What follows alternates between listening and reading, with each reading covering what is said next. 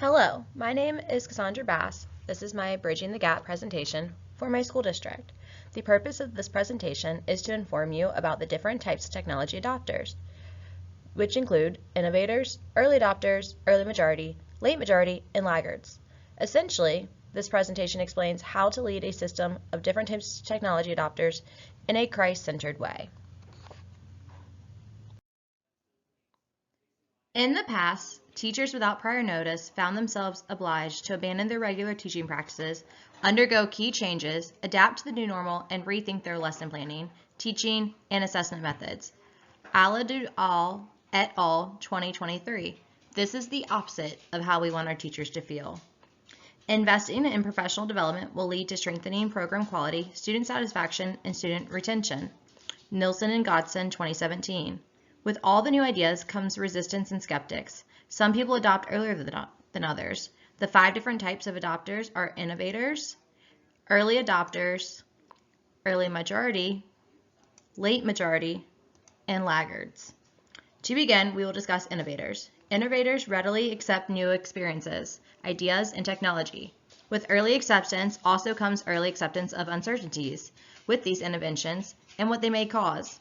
Innovators are resilient against failures and lack of profit. They face challenges head on. Early adapters are next.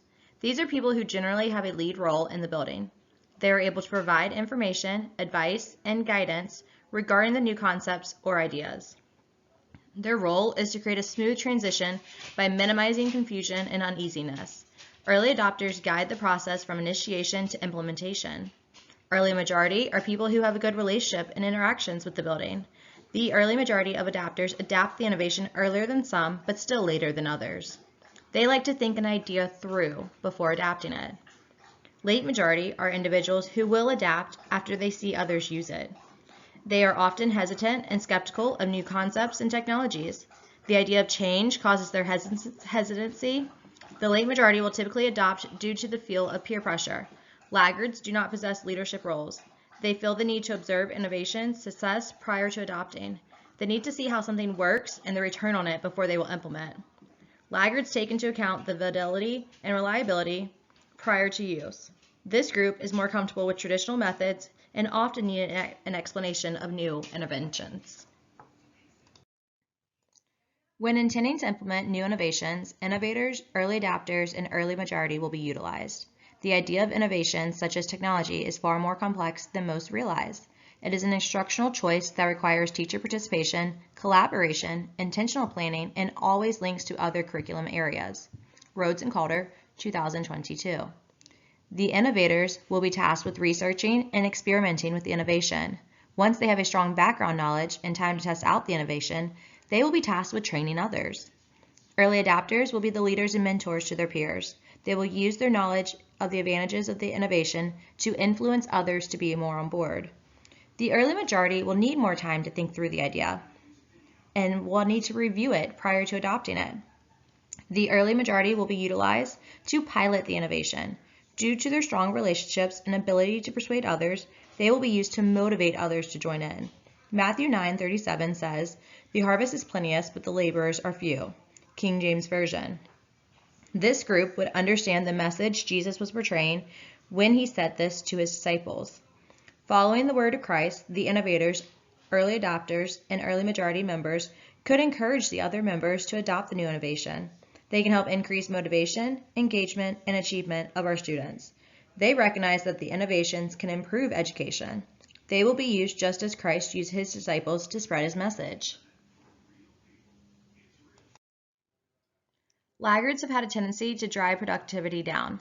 Besanova and Teslovakia, 2021. We do not want the late majority of laggards to feel this way or feel like they are not heard or valued. A top priority will be to motivate the late majority and the laggards towards the innovation. The late majority and the laggards will be called upon for special meetings and professional development. These sessions will be used to educate the later majority and the laggards on the innovation, as well as provide mentor support. The time will be used to promote the benefits of the innovation and the advantages it offers to our classrooms and students. The early adopters and late adopters will collaborate together so that they can not only hear about the advancements, but also witness them.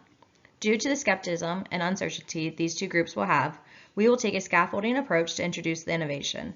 This would provide them with the chance to identify and appreciate how the new technology still maintains the idea of traditional teaching while supporting students and teachers to take it to the next level. Even when Pharisees went against Jesus, Jesus did not give up on him. Romans 13:1, English Standard Version says, "Let every person be the subject to the governing authorities, for there is no authority except for God, and those exist have been instituted by God." This can also be applied to the late majority and the laggards. We should not give up on them just because they did not wish to comply right away. Jesus showed love and patience to all those, regardless of their beliefs or behaviors. We will work with these two groups to show them the benefits. Although there are different types of adopters with different views on the use of innovations, we should still accept them and meet them where they are. With the work of Jesus Christ at the center, we will be able to love thy neighbor and work together for the greater good. Faculty members are going to disagree, but their ideas will still be valued, and implementing new innovations will cause friction.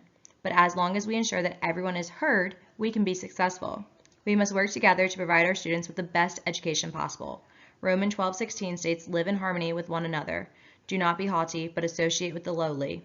Never be wise in your own sight." English Standard Version.